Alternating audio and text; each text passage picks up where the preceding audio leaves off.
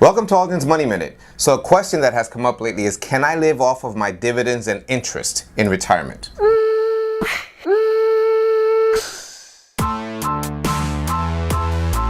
A famous answer that I've always postured is, it depends, okay? So a strategy that's happened in the past is people would amass a nice portfolio, okay? And then they would get to the point where in retirement, they can merely take the dividends and interest generated by that portfolio and live off of that income in retirement.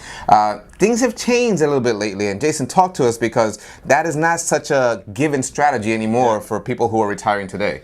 Yeah, absolutely. So a big issue with that is over the last few decades, interest rates have come down a ton. So back in the 80s, that was a great strategy when you can get 5 or 6% off of your dividends and 7 to 8% off of your bond interests. Right. And then absolutely, I mean, that would work out really well. Here's the issue these days.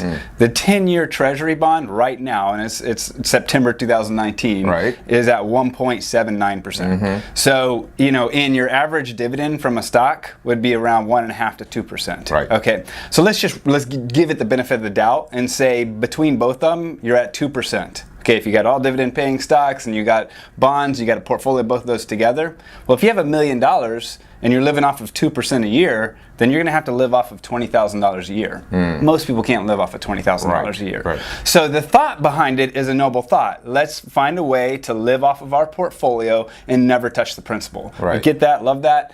However, in order for you to do that these days, you're going to have a much bigger portfolio. So I mean, if you've got $10, $20 million, might be more feasible. That's right. Absolutely. So another approach is more prudent these days if you want to try to live off of your portfolio and theoretically never touch the principal. Okay. Now, in reality, that's not the case, but I'll explain how it works. So it's called the total return approach. Okay.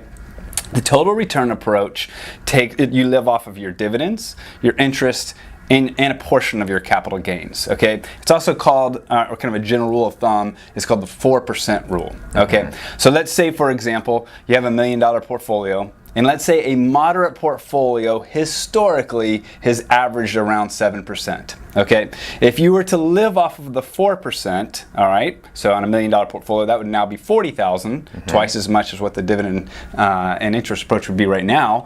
But you also leave yourself room if you take that 4%. Yes, you're dipping into some of the capital gains. Okay, assuming there are capital gains that year, you're dipping into some of that. But if you're averaging 7 and you're pulling out 4 every year, then you still leave that 3% potential for growth on average over time, which should help make up for inflation. Okay, over time. Does that make sense? It makes sense. So mathematically, if you earn 7 and live off 4, you should be okay. Now, is life that simple? No, nothing earns straight 7. So we say this so that you can understand you might have to have a different way of thinking about living off of money in retirement. And some of this depends on your lifestyle. Again, you have $5 million and you can live off 2%, $100,000. You're good to go.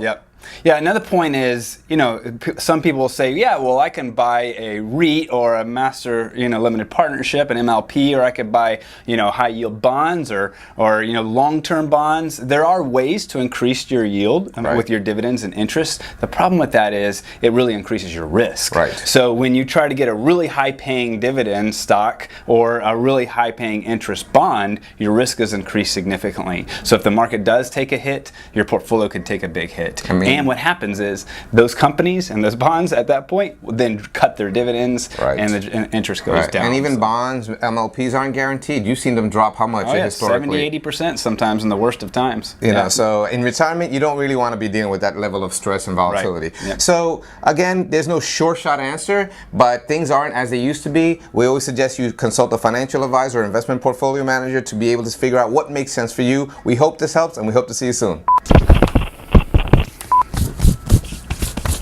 Lost my EDA. Now I'm ads. How the heck did that happen?